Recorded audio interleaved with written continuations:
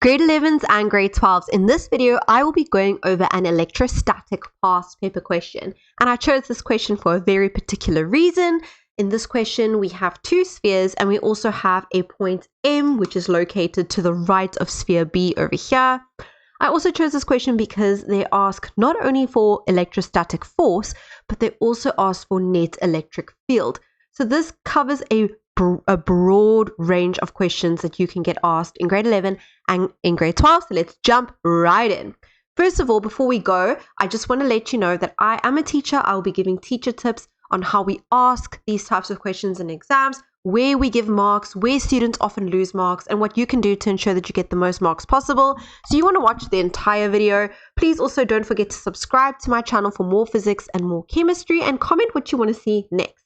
Right, let's read the question. We've got two small charged spheres, A and B. They're placed on insulated stands 0,2 meters apart, and they indicate that on the diagram. First things first, our distances must always be in meters. And as you can see here, this one's given in meters, and so is this one. So we're all good there. If it's not given in meters, you must convert. They carry charges of -4 times 10 to the -6 Coulomb and 3 times 10 to the -6 Coulomb, respectively. Now, these charges are already in coulombs, but if they give you charges, for example, in microcoulombs or nanocoulombs or picocoulombs, you need to convert those. So if you don't know those conversions, I want you to check out my playlist because I do go over that. But besides the point over here, we don't need to.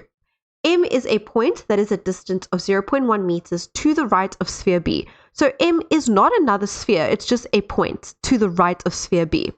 Our first question says, calculate the number of electrons in excess on sphere A. Now, first of all, take a look at sphere A. It has a negative charge. And you should know that if an object has a negative charge, electrons are negative. If object has a negative charge, it means it has an excess of electrons. It has extra electrons. And that's exactly what they say here. Except they want us to calculate the exact number. As soon as you see calculate the number of electrons or determine the amount of electrons or something to do with the quantity of electrons, you should know that we're going to make use of this formula. And I just want to show you how it looks on the formula sheet and how you use this formula. This is the formula sheet for electrostatics that you will receive in grade 11 and in grade 12. And as you can see, this is the formula that I just showed you. This one over here is the exact same thing. It's just instead of QE, they write it as E. It doesn't matter, it means the same thing. So just so we are all on the same page, we need to know that N stands for number of electrons. Q, this is your change in charge. I'll explain what that means now. Change in charge, it's how much charge was added or removed, basically. And this is the charge of one electron. So this is a charge of one electron. And what's nice about that is it is a constant, which means it will never change. It'll always be the same. And that is also given on your formula sheets. It is listed in your table of physical constants, and they tell you exactly what the value is. And obviously it's negative because an electron is negative. So in this case, if I want to calculate the number of electrons in excess, what I need to do is I need to understand that I'm looking for N. N is my unknown. Q is my change in charge. So what I mean by that is initially this object had a charge of 0 coulombs. Then it gained extra electrons and it eventually had a charge of -4 times 10 to the power of 6 coulombs. So how much did the charge change by? Well, it was initially neutral, so it initially was 0. And my students always ask me, Ma'am, how do you know that it was initially neutral? We always assume that the objects initially start off with a neutral charge. And then in this case, it gained extra electrons, making it negative. -4 times 10 to the -6. So by how much did the charge change by? It changed by -4 times 10 to the -6 coulombs. And that negative isn't really necessary because we're working out a number of electrons. And you cannot have a negative number of electrons. And I always tell my students, it's like if someone says, how many chocolates did you eat today? You're either going to say 0, or you're going to say 1, or you're going to say 2. You're never ever going to say, Ma'am, I ate, the number of chocolates that I ate today was -1. You don't get a negative number of electrons. You don't get a negative number of chocolates. Okay. Then QE, as I mentioned, is a constant. It's the charge of one electron, and it is -1.6 times 10 to the negative 19. Now, whether you put the negatives in or not doesn't make a difference. In this case, they cancel out, which is good because our final answer must always be written as a positive because it's a number of electrons. If you type that into your calculator, and I would recommend using brackets because we're dealing with scientific notation, it's a big teacher tip from my side, your answer is 2.5 times 10 to the power of 13 electrons. So where do you get your marks? You get your mark for your blank formula with nothing in it. You get a mark for substituting, and you get a mark for your answer. Very, very important. Right, our next question is 7.2. Calculate the magnitude of the electrostatic force exerted by sphere A on sphere B. Now, when they say magnitude, they just mean the amount. What they mean is, don't worry about giving me a direction. You do not need to give me a direction. If they say calculate the magnitude of electrostatic force, I want you to look at the formulas that we have. They are not asking for the electric field. So you do not use this formula. I have so many students who use the incorrect formula when they ask for certain things. So because they ask for electrostatic force, or they could just say the force, they don't even have to say electrostatic, but generally they will. When you see force with an F, you need to look for an F on your formula sheet. Here it is. We're calculating electrostatic force exerted by one sphere on another. It makes most sense to use this formula. And a lot of my students point out the fact that there's an F in here as well. However, look at what we are giving you. They say we want the magnitude of the electrostatic force that sphere A, exerts on sphere B. We know the charge of A. We know the charge of B. We also know the distance between them. If you take a look at this formula, okay, we know the charge of A, the charge of B, so we know two charges, and we know the distance, R, the distance between their centers, R, distance between their centers. Do you see that it does not make sense to use this formula? Because although this formula has electrostatic force in it, it also requires electric field, and it requires one charge. I'm considering two charges here. It's the force that A exerts on B. Okay, so our formula that we will be using is this formula over here. And just so we're all on the same page, F is electrostatic force measured in Newton, R is distance between the centers in meters, Q1 and Q2 are the charges in coulombs, which I have, and K is Coulomb's constant. Again, as I mentioned to you, constants are given to you on your formula sheet. And there is Coulomb's constant for you, 9 times 10 to the power of 9. Yes, you can say 9,0. It's the same thing as 9 times 10 to the power of 9. Don't worry about that unit. It doesn't matter. Okay, cool. Let's work out our answer. And before we do that, I also just want to mention to you grade 11s and grade 12s that the question asks for the electrostatic force exerted by A on B. If those two were swapped around, so if they said exerted by sphere B on A, we would use the exact same formula. You would do the exact same thing. And that is because the electrostatic force that A exerts on B is the same as the electrostatic force that B exerts on A. And that's because of Newton's third law of motion, which you should be familiar with. So A exerts a force on B, B exerts the force of the same magnitude on A, but the directions are just opposite. Okay, cool. Let's calculate the magnitude. Let's write out our formula first. So you always write your blank formula first. F equals K Q1 Q2 over R squared. My value of Q is 9 times 10 to the power of 9. It's a constant. Q1 is this value. You do not need to put the value of your signs in here. So you can leave it out. You can leave your signs out.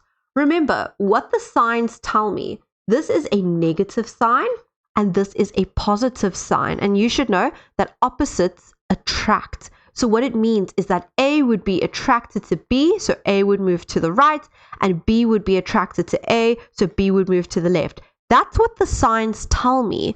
So I do not need to include them in my equation to calculate the magnitude. Okay? It's fine if you do, but you do not need to. And your answer should be a positive. So if you take a look at the correct memo for this paper, or the official memo for this paper, they do say ignore negative signs. So if you put negative signs in there, they're not going to penalize you. We do not penalize for that. However, your final answer must be written as a positive. So I just tell my students, just remember that when you're dealing with this formula, leave the signs out. You don't need to put the negatives in. Right. Those are your two charges.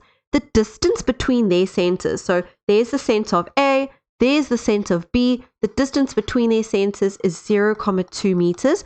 Don't forget to square it. I can't tell you how many of my students forget to square it. And then you type it in as is on your calculator. Use brackets, please. And we get 2,7 Newton. Remember, they just wanted magnitude. So I don't need to give a direction.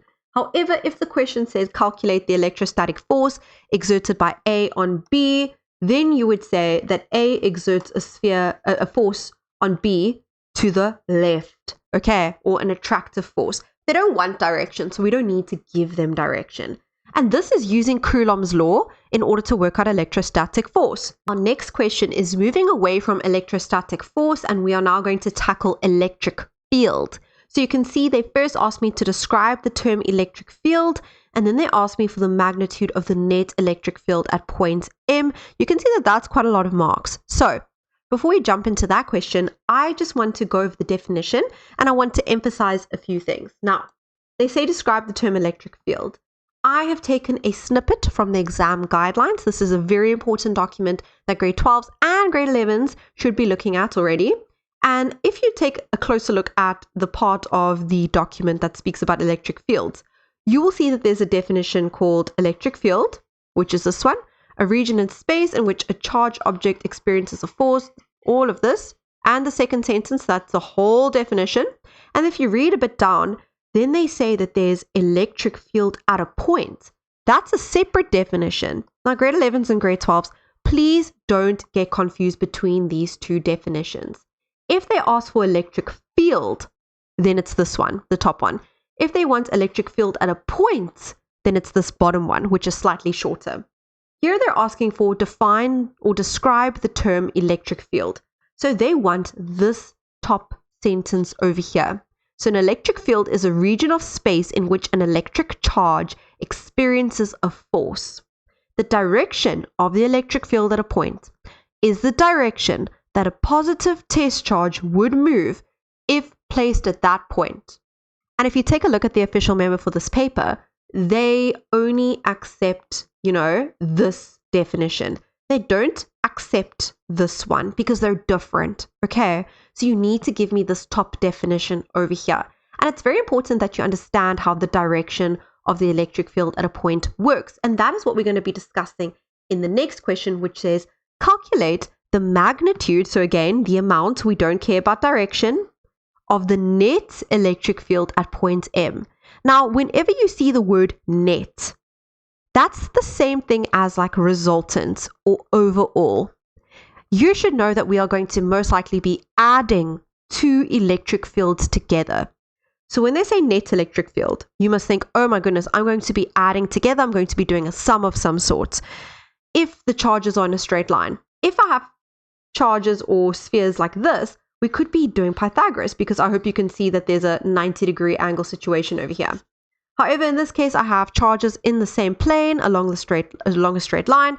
So when they say net electric field, I am going to be adding two things together. Then they say electric field. So if we go back to our formula sheets, in this case, we are not going to use this formula. Please don't use that formula. I honestly have had students in the past that attempt a question like this, and it says calculate the magnitude of the net electric field, and they use electric force. They get 0 out of 5. So that is what we do when we mark your exams. You get 0 out of 5 if you use the incorrect formula. So this is the complete wrong formula. So they might even do a net sum at the end. They might add two things together. Their end method might be correct, but they're using the wrong formula, so they get 0. They want net electric field at point M. If you look at point M is a certain distance away from B, 0,1 meters, and point M is a certain distance away from sphere A, that total distance over there. So we're working with distances. We're relating it to the different charges. So the formula that makes sense for us to use is this one over here. This is the formula that we need to use. We need to work out the electric field. We need to use the distances given. Now, they're saying net because we need to work out the electric field at M. So I'm going to say the electric field at M due to sphere A and the electric field at M due to sphere B. The best way that I can explain this is that point M is a random position in space. It's a random point, okay? Point M could be here, it could be here, it could be here. It's just a random point in space.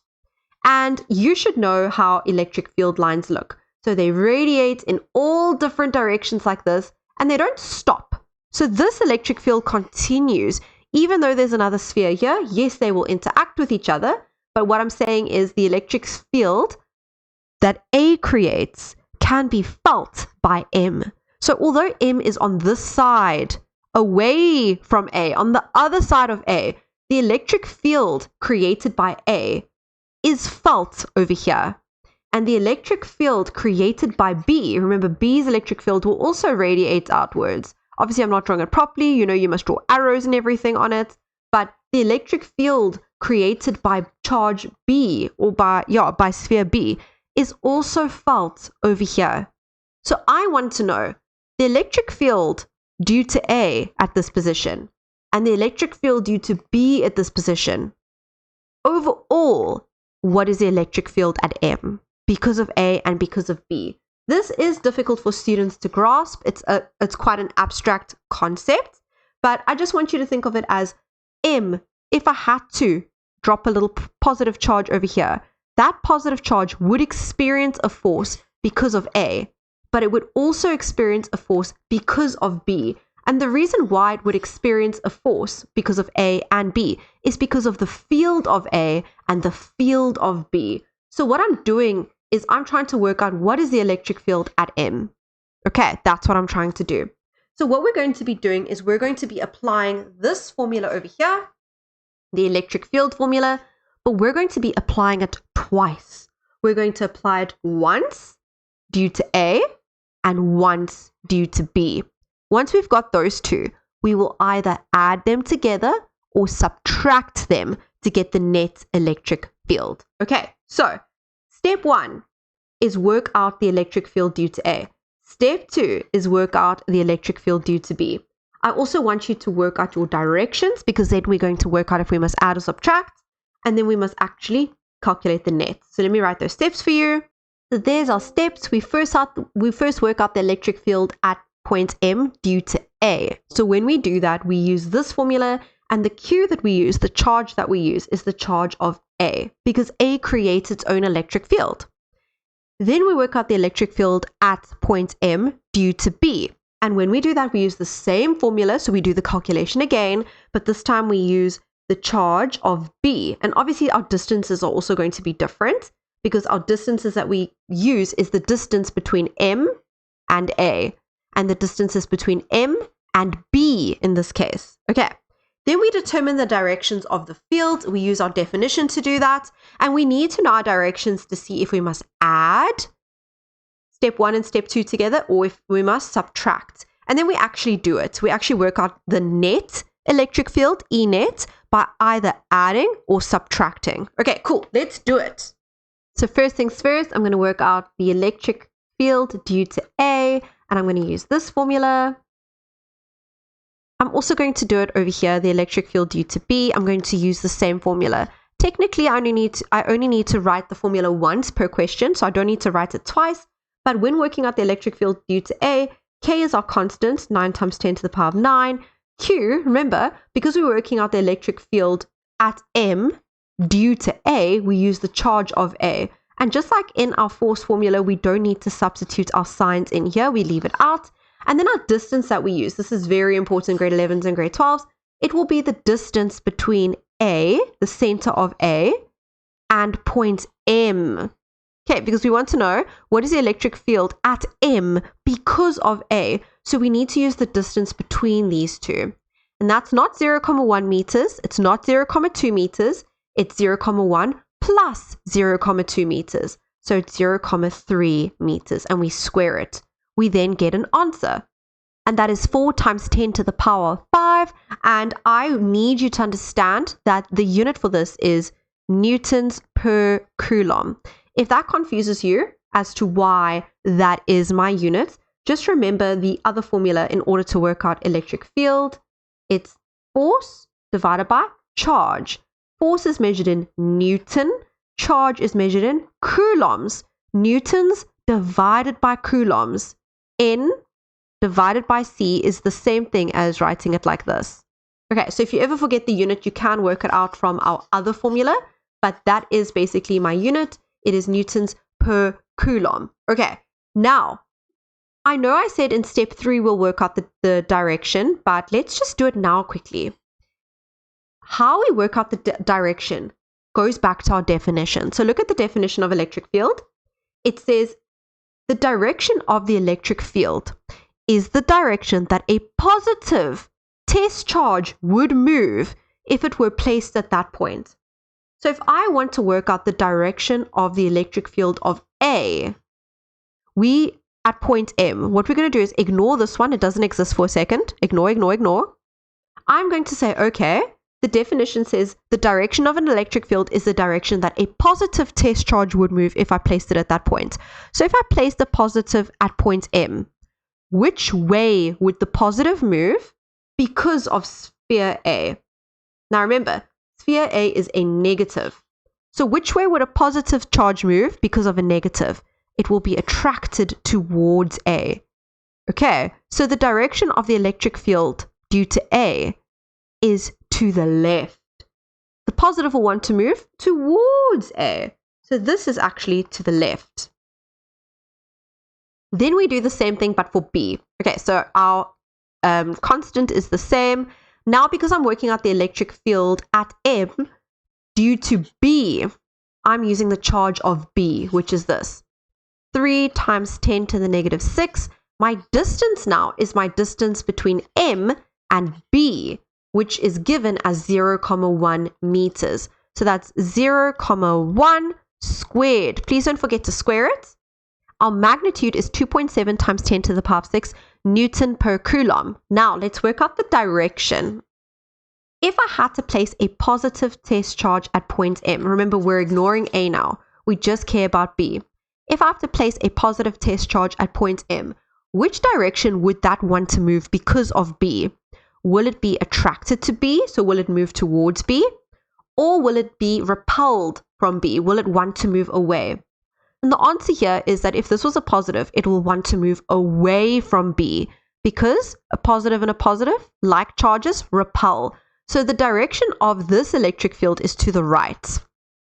So we have electric fields that are going in opposite directions. So what we need to do now actually is subtract my electric fields. So let's say I take to the right as positive to work out the net electrostatic field. I'm basically electrostatic fields. I'm taking the electric field due to A and I'm adding the electric field due to B. And you could say, but ma'am, you just said we're subtracting them. I did say we're subtracting them, but when we fill them in, I'm going to subtract them. So you always start off with vector addition, and then when I add in, so electric field due to A is this one, it's going to the left. So I'm going to make it a negative, and this one is going to the right, so I'm going to make it a positive. It doesn't really matter which one you make a negative and a positive because we don't need a direction in this case. But because I chose to the right as positive, I'm going to say this one, which is positive, it's going to the right, 2.7 times 10 to the power of 6 minus this one, 4 times 10 to the power of 5. Remember just to use brackets when you're working with scientific notation. And then what I get is a positive answer. I get 2.3 times 10 to the power of 6 newtons per Coulomb, or your calculator might give it to you like that. It's the same thing. Now, they didn't ask me for a direction. They said magnitude. Calculate the magnitude, which means I don't need to give a direction. However, if I had to give a direction, I chose the right as positive. That's why this one's going to the right, that's why this one is a positive. This one is going to the left, that's why it's a negative. My answer came out as positive, which means the direction would be going to the right. However, they don't need it. but I'm just telling you in case they do in your exam that might come up. I hope that was helpful. Please let me know if you'd like to see more videos like this. I can do a lot more where this one came from. Check out my playlist for more electrostatics videos and other videos of the same sort. And I hope to see you in another video soon. Goodbye, everybody.